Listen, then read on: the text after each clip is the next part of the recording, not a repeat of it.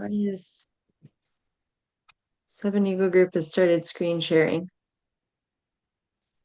Ah, okay.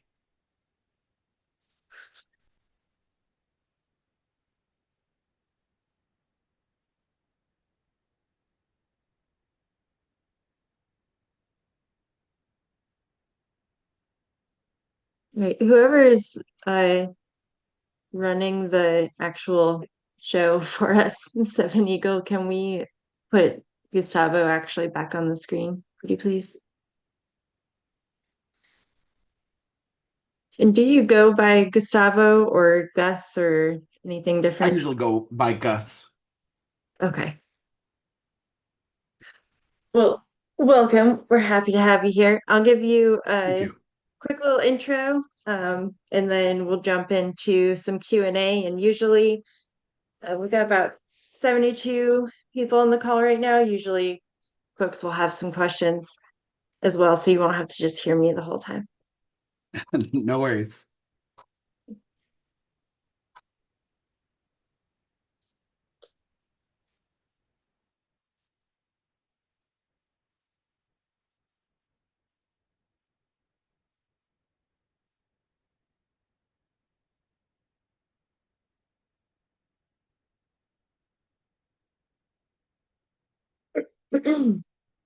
Okay, hopefully everyone's had time to get back from the break now. I'm going to go ahead and get started. So, again, welcome. Gus Barillas. Did I say that right? That's perfect. Okay. He's a retired Marine and currently the VP of Operations at Mutualink. He is an AI strategist expert, and excuse me. Sorry, I just got, I apologize. Gus is an AI strategist and expert, and should have lots of great advice for us coming from a long 20 plus year Marine career and going into the AI world. I'm really excited to hear from you. Welcome, Gus. Hello. Thank you. Thank you for having me. So I guess do you want me to just kind of start from here, ma'am? Yeah, go for it. I usually That's, start just by asking you to kind of tell your story, how you yeah. went from Marines to where you are now. Okay. So I served in the Marine Corps from 2000 to 2020. It was I started as a radio operator and then made my way as a communications chief as I retired out of service. Um, I would say that, really anything that you've learned in the military, and I'm sure you guys probably heard this plenty, right, is you'll be able to use that out in the civilian world, right? All the soft skills, just basic stuff, being on time, people leading, group leading, and then just being accountable for yourself and others, right? Those are the key main things that are differentiators between us veterans and then our counterparts on the civilian side. Yeah, so then I'm not sure where everybody's at in their journey. So I guess I'll start with 2 years prior to me retiring. I started thinking about what I wanted to do in the civilian world. And I came up with, I have no clue. I don't know what I want to do when I grow up, right? And it was really tough to kind of figure that out. So I went through the retirement seminar, and they gave me a couple ideas, but to be frank, I still didn't really know what I wanted to do. My wife and I had owned our own business before, and we were doing party rental service, so like on the weekend work and stuff, and it was great at the time, right? For business or for side hustle work, and it taught me a lot of things about business and again, if you're looking to be an entrepreneur, I feel like some of the best entrepreneurs are veterans or service members because we learn that resilience. So we did that. I retired, and my last day of service was August 31st, And my first day back at school was September 1st. So I didn't really wait too much longer after that. So I went back to school. I earned a bachelor's degree in business administration, and then I continued um, my educational journey and went to USC to earn an MBA, or actually a master's of business for veterans, which is an equivalent of MBA.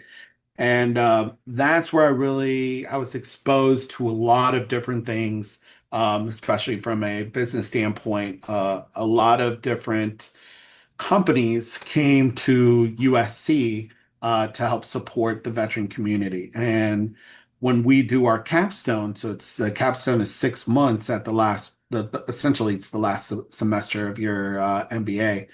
And I was partnered with IBM. And IBM for a capstone, they give you this kind of mission statement, right? Like, okay, ours was, I'm going to butcher it a little bit, but ours is how do we use current technology now to help support and improve the supply chain in the United States, right? So that's a big one, right? You're like, what am I supposed to do with that, right? And so we broke it up into little mini chunks, into three big chunks, actually. The beginning part of the supply chain, the middle, or the end. We went to start with the beginning, and we partnered up with one of our uh, port of entries, so the port of entry Los Angeles. And it was awesome. Got to learn about how supply starts and comes in into the United States. The port of entry in Los Angeles brings in $1.5 billion worth of goods every day, which is crazy number to think about, right? And then now with the tariffs and everything, it's probably a little bit more than what it was before. But yeah, so through IBM, I got the exposure of their artificial intelligence platforms, which is called Watson X, right? And then inside Watson X, there's other sub-business, applications that they can use and they sell. And I don't know if you guys kind of remember when ChatGPT first came out. Well, ChatGPT is what's called a large language model, right? And it, just takes a bunch of information, finds patterns, so on and so forth, and then distributes, information that you can use, right, to make better business decisions. Well, we use their large language model and then their data patterning um, platforms to help develop a solution for them to be able to push and sell data to their partners. When I say they, I mean the port of entry. The way that they make money is by selling information of incoming shipments, so incoming supply, right? So if you think about it from this way, let's say, for instance, uh, Miss Rogers happened to own a trucking company, right? And it was just for vehicles. Well, currently, or at the time, what they did is they just sold this big data sheet, right? An Excel spreadsheet of just figure it out, right? And so you have to look at it and figure out when there's going to be these new shipments of vehicles, blah, blah, blah. So what we did is we pulled in that entire data sheet and put it in through this large language model that they have, Watson X, and then it spit out, more tangible, usable information, right? And then we also said that we can build a platform for them where you can speak to the data, right? So just like ChatGPT, right, it would have this, kind of GUI interface, right? And then it's only fed on the information that the port of entry would be using, and you can talk to the data. My name is Mrs. Rogers. I own a trucking company. My fleet is 6 vehicles. I would like to know when the next, shipment of cars are coming through. So then that way I can start planning around, where and when I'm going to be picking up these vehicles from the port of entry, which actually broadened their offerings a little bit more. So instead of selling it, once a month, and hopefully everybody buys it once a month. Now you're selling it as a subscription monthly, so they have recurring revenue. So those were kind of some of those things that we learned, but that's where I really started to fall in love with the AI and AI space, right? And different things. So then I graduated from USC, and I will tell you one thing, um, finding a job was probably the most tasking thing I've ever had to do, even after graduating from USC. Um, but so yeah, so I graduated from USC. I went back to Berkeley. They had a uh executive so it's a certificate, right, that they give, right? And it's called artificial intelligence for business. And so I went there and I finished that one up. And that one they forced me to do another capstone, which really that particular capstone for me was using more of computer vision rather than large language models, but coupling a couple other artificial intelligent ideas in a very hypothetical platform that could be built out. But anyways, that's a different story.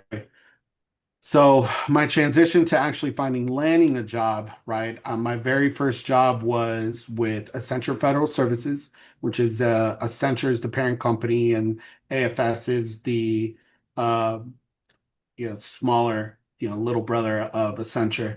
So I landed with the Accenture Federal Services. So I was on the federal side, but the way I did it is a little bit different, right? So I did probably some of the same things that you guys are doing currently now, which is, applying to jobs and, probably hitting up recruiters on LinkedIn and, all those other things that I'm sure you guys are doing now, but I wasn't getting any bites. So I saw on LinkedIn that Accenture was having a happy hour, but in DC.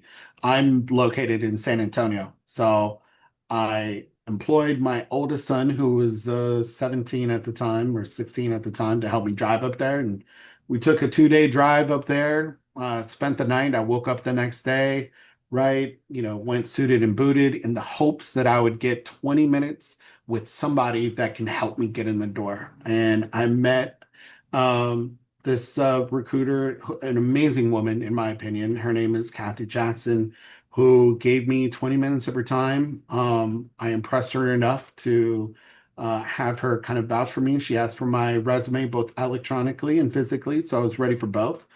And yeah, and then I got into the car, I changed in the car, and then me and my son started driving back home. Um, didn't think too much of it after that. About a week and a half, maybe 2 weeks later, she gave me a call on my cell phone and said, "Hey, are you interested in doing an informational interview with one of our senior managers that operates the data and AI practice in San Antonio?" And I said, "Absolutely," right? So I got in a meeting with her about 2 weeks after that. So now we're going into a month of me coming back from DC. Luckily, I'm an adult, right? And I had my suit and tie and everything ready to go for this information interview. And I had about 10 questions, ready to talk about, like, what's Accenture like? What does data and AI look like in Accenture? What kind of clients do you service? What are their pain points? Blah, blah. Those particular normal questions. And it was actually the opposite, and ended up being a interview. And so she asked me about my background, what I wanted to do, so on and so forth. And then she's like, "You know what? I'm going to move you to the next round." And I was so ecstatic. I was like, "Okay, I don't even know what you're moving me forward to, but you got it. Whatever you want me to do, I'm going to make it happen." Um, but then it fell through. I don't know what happened. Something happened and fell through. And the recruiter, Miss Kathy Jackson, called me because she's like, "Unfortunately, it's not going to work out, but, I'm going to keep you in mind and on speed dial and so on and so forth, blah, blah, blah." I was like, "Okay, cool, thanks." Um, Me being very tenacious, I looked up, her name is Miss Salgado, Rosa Salgado. I looked her up on LinkedIn, and I was like, "All right, what is some low-hanging fruit on her LinkedIn that I could get that'll impress her enough and show her my tenacity?"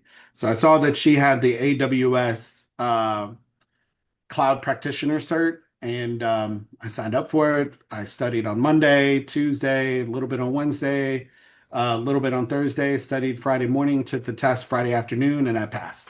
Now, I'm not going to say that I passed with, a great amount of points there. I think I barely skimmed by, but I passed. So I messaged Miss Rosa on LinkedIn, and she graciously gave me another hour of her time. Long story short, I was able to impress her enough for the second time, um, and I moved forward again. And then I got the second interview, and then I got a third interview, and then I finally got a job offer. Um, After that, so it was me pretty much crawling my way and kicking doors down that seemed to be closed to finally landing a job. And so I started at Accenture Federal Services, and I'll be very open if you guys want me to tell you or not tell you. I'm not sure if I am or I'm not supposed to say what the salary ranges were when I started, but I'll wait until you give me the thumbs up or not. So I Well, started there. we we love to hear anything you're willing to tell us. Any Oh, okay. Yeah, any I insight could is be fabulous. I'll be as transparent as possible because I remember sitting in y'all seat and wishing people would just tell me the truth, right? Like, don't lie to me, right? So, yeah, so I started with the Central Federal Services. I started at $72,500. That was my entry going in there. I took a consultant role. So Accenture, the way they work in levels. Level one being like the CEO of CEOs, right? And then level 13 is I'm an entry level person, right? So I started off as level 10. So I started at 72,500 there. And then they have a bonus structure, that pays you depending on your productivity and your performance and things of that nature, right? Um, Working in consulting is so much different than you would think a normal job would be, right? Because in consulting, yes, you have a job, but then you have to find a job inside that job. So you have to essentially find a project that somebody's willing to hire you onto that project. And then that's how they get paid for your services. So a consulting firm will get paid and then pay you to be their consultant on that particular project. And if you're not on a project, then you're considered what's called on the bench, right? And if you're on the bench, you have a kind of a ticking time before they say, hey, you're not finding a project, you're not, maybe the value isn't there anymore, and they'll eventually let you go. So it's really about performing consistently, just always performing. Now, from my opinion so far, right, is that it's easy for us to perform when we're compared to our civilian counterparts because they don't have the same tenacity and discipline that we do coming out of the service. Like just showing up and then like just showing up, right, is sometimes difficult for some to do. The other part, showing up on time. You know what I mean? Just being somebody that can be there and be responsible and accountable for, right? And then being responsive. You know what I mean? Somebody pings you or emails you, you're not waiting 2 or 3 days. And I know this sounds ridiculous, right? But when you have to wait 2 or 3 days for somebody to respond back to you on an email or on a chat, that's crazy, right? So those basic communication skills that we have coming out of the military, they are by far some of the best things that at least got me to a good spot. So I worked there for a while, and then I got promoted, and then I got a big pay jump when I got promoted. So I went from 72.5 to 94.5 getting promoted, because promotion raises are based on performance, right? So and your bonus.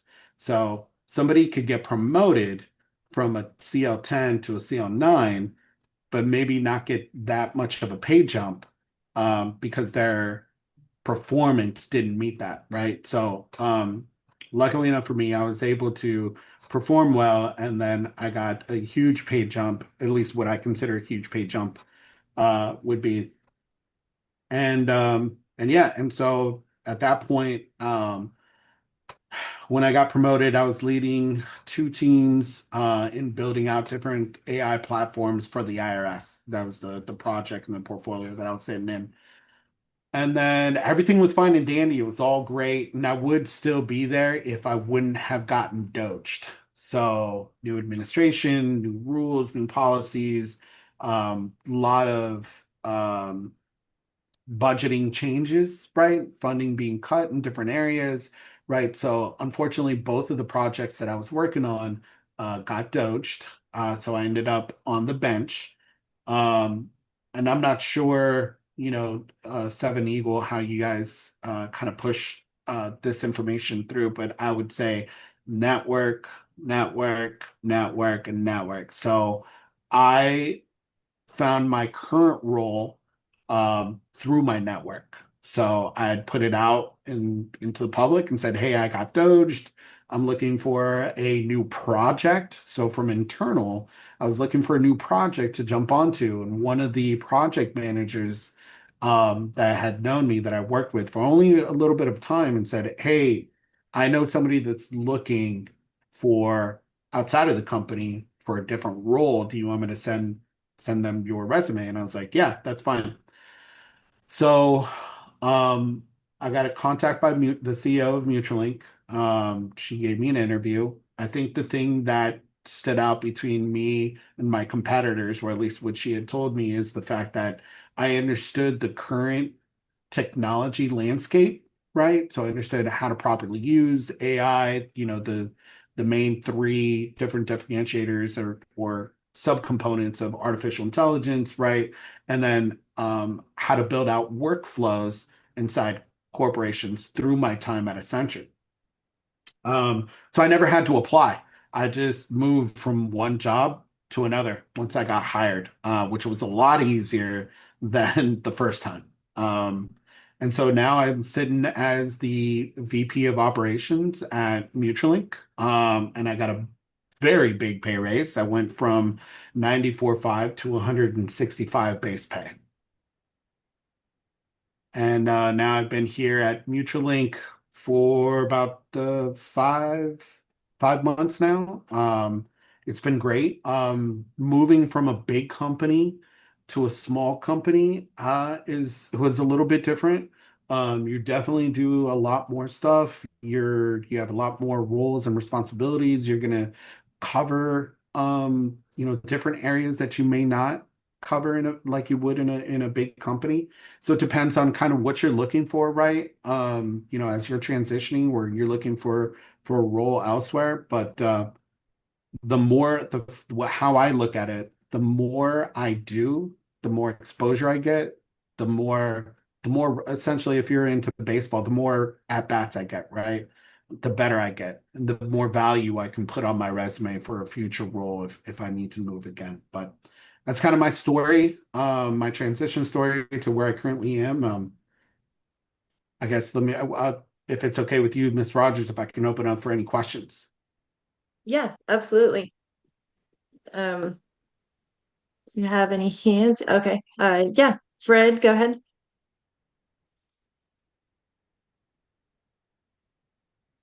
Hey, sir. Thanks for your time here today. I just had a question about consulting. I had a similar idea to go into that, like Mhm. starting my own LLC, and I was thinking over like different funding, like how you would, or, I'm sorry, different price points, like how you would pitch that.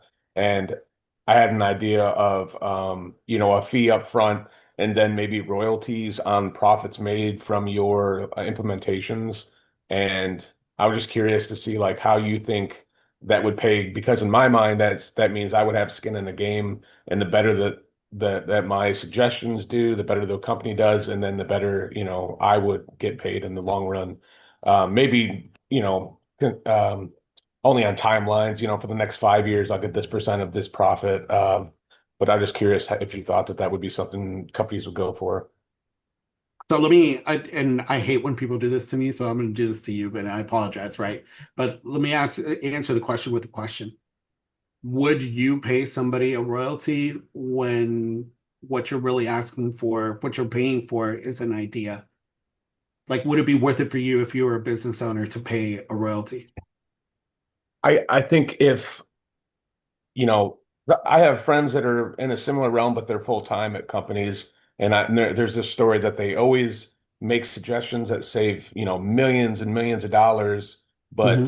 they don't get a huge pay increase because of that. They just, get a small bump maybe, but they don't get anywhere in Yeah. relation to the money they're saving. So I think if you could Mhm. show where you're saving that money, I think it'd be worth it in that way. But Yeah, I mean, if you think it makes sense to you, then so be it. But what I would tell you, right, is that they're going to go to somebody else that is just going to sell them the idea with a whatever the monthly contract or the value of that particular contract is going to be. Typically, it's 3 to 1 year. Where after that 1 year, if they don't like the um, product, right, so to speak, or the IP that they're giving you, they can cut ties and then that's it, right? yeah, But the only way I'm it not made sense. not yeah, Go ahead. it's So not to say that your idea isn't a good one, right? But the value in that idea is more for you rather than for the client. And consulting is more to bring value to the client and not just you. Yeah, I see what you're saying. I was just thinking that if you could show that I'm invested in you, you're investing Hmm. in me, I'm also invested in you, and have that partnership and with long-term follow-ons, where you're coming back and making sure what you implemented is continuing or you're improving it, you continue to work on it. But I see what you're Yeah, saying. And then just my other yeah. question regarding AI, what certifications did you get, or how did you strictly on AI, what sold you as a consultant for AI? What do you, I'm sorry, I don't understand. What do you mean? What sold me as a consultant to AI Like or what for AI? certifications or what can you show for AI specifically that you can say like I'm an expert in AI because I have these certifications or schooling or I wouldn't say that a certificate is going to show, the proof in the pudding that you're a expert in AI, right? It's going to be the cert is going to be more that I am aware and know of AI things and I can speak intelligently, right?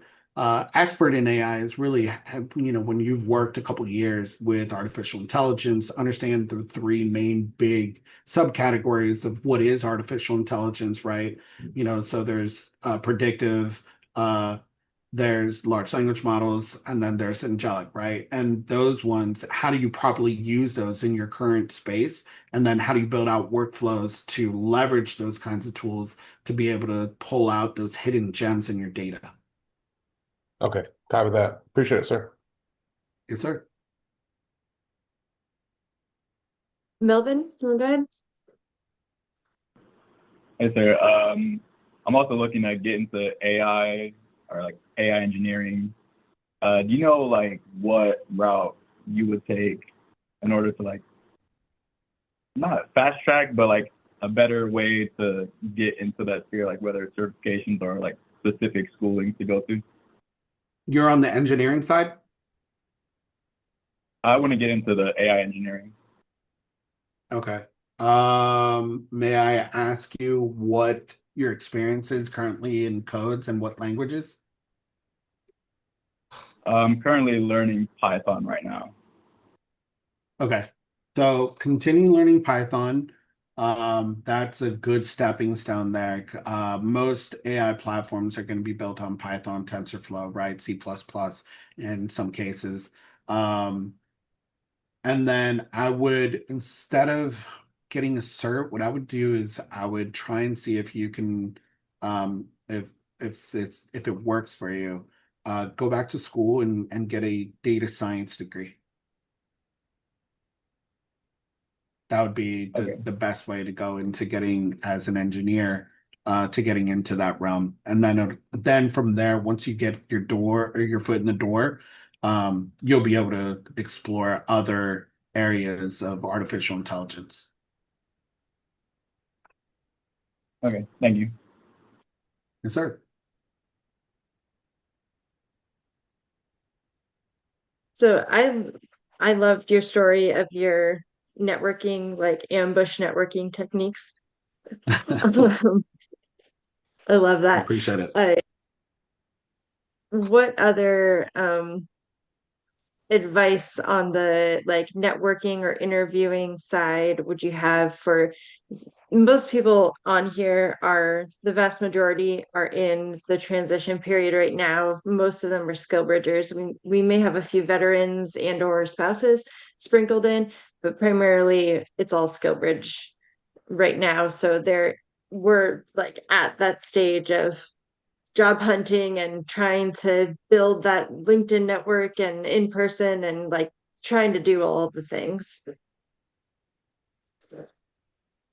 Man, skill bridger. Okay, so that means you're still on active duty, you're on terminal leave. So I would say that the best thing to do right now is figure out what you don't want to do. I know that sounds a little counterproductive, right? But understand that the aperture for the things that you can do is wide. So if you can narrow down the things that you don't want to do, it'll help you focus on the thing that you do want to do, right? So like I knew luckily through school that I wanted to get into data and AI, and I hyper focused into that particular very niche, at least at the time, very niche kind of community. Um, but that doesn't mean that that's what everybody wants to do, right? So figure out, what it is that you want to do and then be focused in that, right? And it starts with what do I not want to do, right? For example, right, being a PM, right, a project manager. I mean, there's all sorts of different types of project. There's construction, there's software, there's, you name it, right? Somebody's going to need a project manager for that. But each one of those project managers have um, subtitles, right? So like a software project manager is going to have to know many different things than a construction project manager is going to have to know. And if you don't speak that particular language for a software project manager, you're not going to be very competitive. Does that make sense? I know that was very broad. I apologize.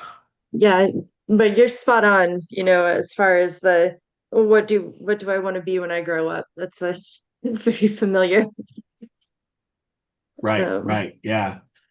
Yeah, narrow it in. And that was part of my problem when I was still on active duty too, right? Is I didn't narrow it in because I didn't know enough.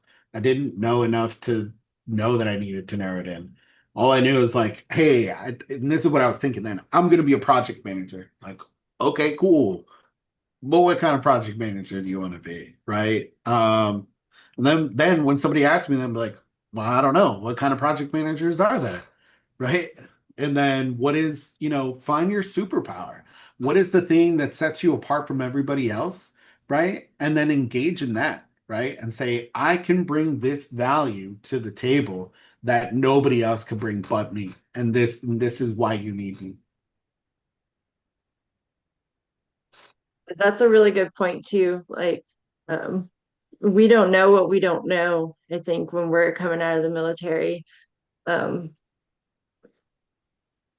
did any of your um military experience, other than the soft skills, did any of your technical skills from your military job translate, or was this a completely fresh start as far as the IT Um, and AI field?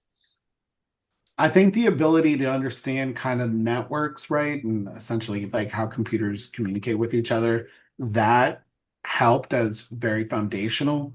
Um, but I think it was really more the soft skills that set me apart. Everything else was things that I'd learned through school or through my capstone or, when I got into Accenture.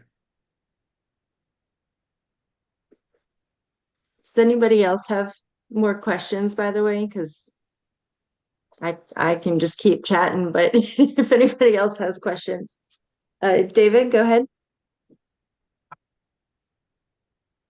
Yes, good afternoon. Thank you for your service, and thank you for taking time to speak with us and giving us your perspective as far as like before and during and then after your transition. So I did shoot you a LinkedIn message, so if you could do me a favor and be on the lookout for that. But share a very similar background with you, and would like to pick your brain offline a little bit more as far as how it relates to your transition, and then things of advice, recommendation moving into this AI ML space. Thank you. Yeah, sounds great. Yeah, if I didn't even think of that about that, but yeah, if you guys want to connect via LinkedIn, please, you're more than happy to. And then we can And definitely connect offline. I dropped your LinkedIn in the chat earlier, but I'll drop it again just in case folks missed it. Oh, perfect. Okay. Yeah. Yeah. I guess though, before I get anywhere else, is there any other questions that I can help you guys with?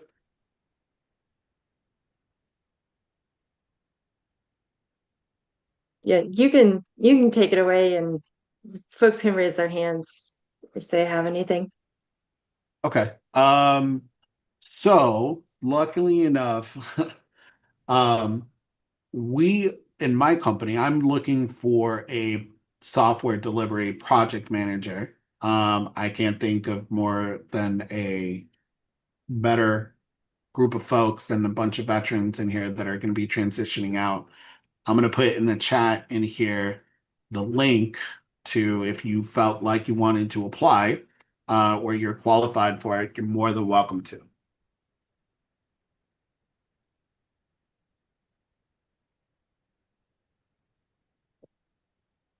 Thank you for sharing that. Yep. That's Of awesome. course. It is remote. Timothy's Okay. remote. Okay. It is remote. I am looking for somebody hopefully in the San Antonio area, but depending on, again, remember what I said about the value, right? Depending on the value that this particular person brings in, then we're open to, other locations.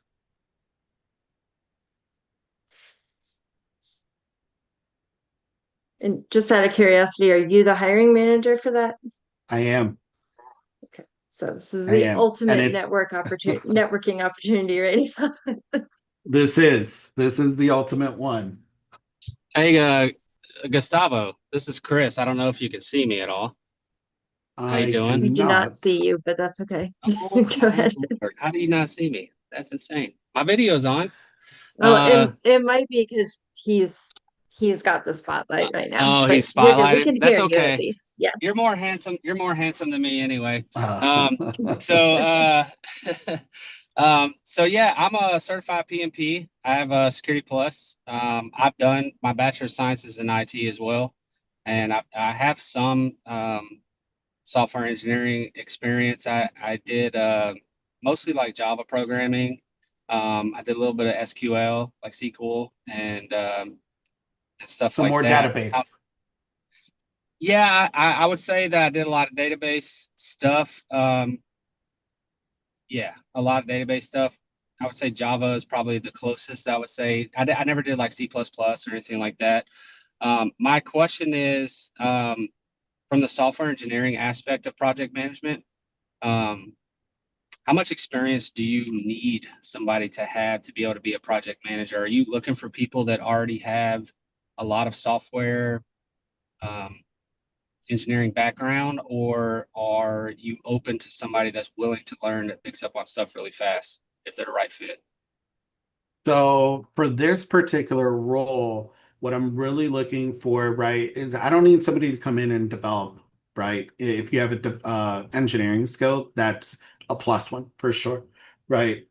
Because we can always use that. It's a great skill to have, and that goes for everybody. Um, what I'm looking for this one is going to be probably threefold, right?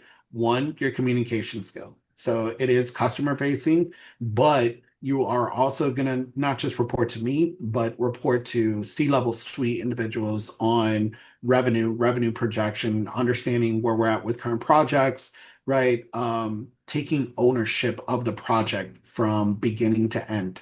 And then seeing it through, developing project plans. What are dependencies? What are the risks? What is the risk matrix, right? Things of that nature. From a software development side, or excuse me, from a software side, what we're really looking for is somebody that understands networking, voice over IPs, gateways, routers, tunneling, things of that nature. So then that way you could be the first line of defense with our installers when they come up to some sort of barrier. Does that make sense? It does. It does perfectly. I think I'm actually the guy that you need, and I think that I would really like to touch base with you after this and have a serious conversation about this, if you're open to that. Sure, sure. And then use the link if you want to go ahead and apply, right? We literally just opened it up yesterday. So there's not a lot of people that have applied yet. I think we got a total right now, which I can give you a total of 8 people that have applied. And we are probably only going to take 12 applications to actually do interviews for. So again, I'm going to be very transparent with you guys, right? If you guys want me to, or however transparent, Ms. Rogers allows me to be. Well, yeah, I appreciate that. The reason I want to have a conversation with, I'm sorry, I won't take too much more of your time, or other people's time, but the reason I want to have a conversation with you about it is, the resume only says so much, and I think that a conversation is going to go much further because there is a lot of experience and background that I think through conversation that I think we might be able to figure something out, and that's why I want to have the conversation. So if you're open to that, I'd love to connect with you after and have that conversation, if possible. Yeah, look me up on LinkedIn, send me a message, and if when we can find an opportunity, we definitely can.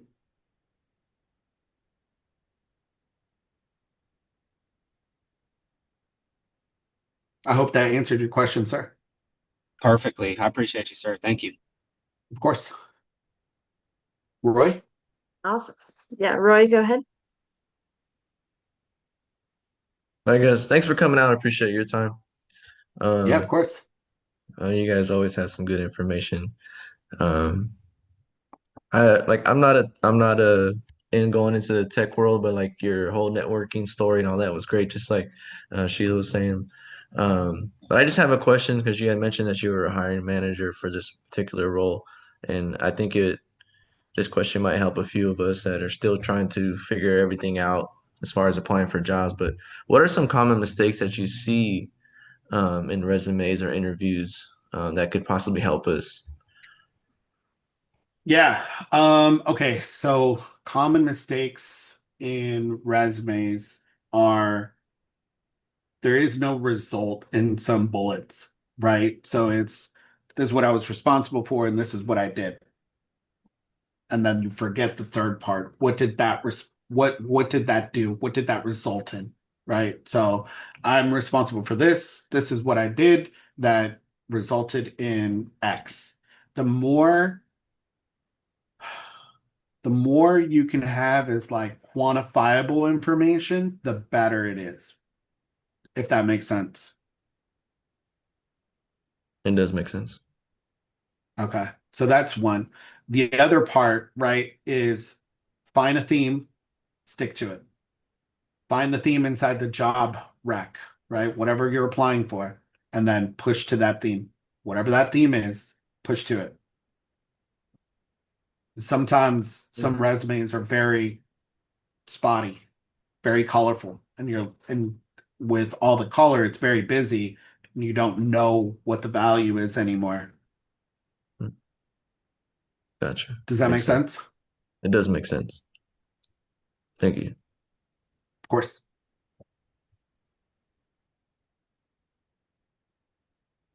Anybody else have any question? We have time for maybe one more if anybody else has same questions. Oh, I see one. John, go ahead. All right. Well, thank you, sir, for coming on with us today. I do appreciate your time and all your insights. Very valuable. I just have one quick question about resume writing.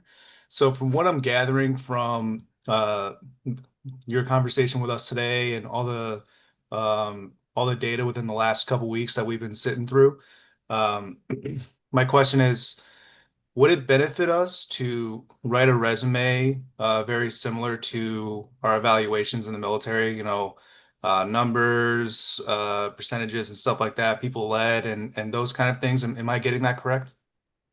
Yeah. So the more metrics you have in there, the better it is to understand what the value you brought to a particular organization, right? So you were in the Navy, so it looks like you were in IT in the Navy, I'm gonna assume. So, okay, I was responsible for X amount of networks that resulted in, we'll say 98% of network connectivity continuously being up. That serviced X amount of ships, that serviced X amount of sailors.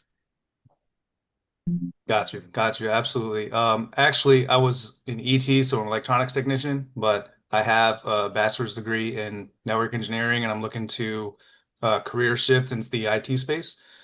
So I do have I have certs and all that good stuff. Uh, I definitely want to tailor my resume to a system administrator role and stuff like that, and I think you definitely helped me out. So thank you, sir. I do appreciate it. Yes, sir.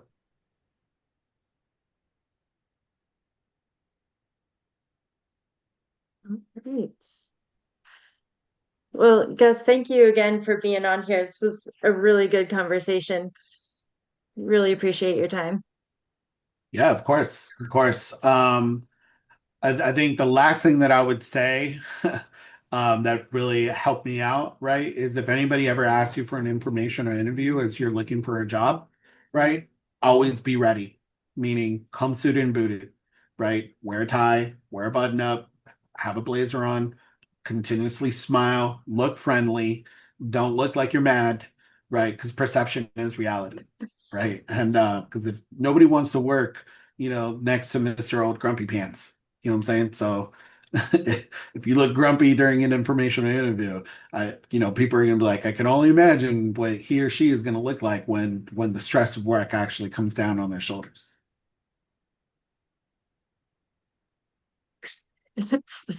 Robert said what a lot of us are probably thinking. So what if it's just your face? Hey, Those you of us never with know. Hey, RBF, we just got to work on it, Robert. yeah. That RBF, man, it's a crutch. It's a crutch.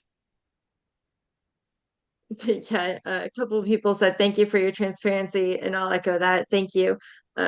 Really appreciate it. Yeah, no, not a problem. Not a problem. Well, I appreciate your guys' time. Thank you for listening to my story. And yeah, best of luck to all of you. Please reach out on LinkedIn. I'm not always on LinkedIn, so if I don't get back to you, it's just I got a lot of work to do. But if when I can, I will. Awesome. Thank you All again. right. Have a good day. Have a good Thank you. weekend. You too. You too. Bye, y'all.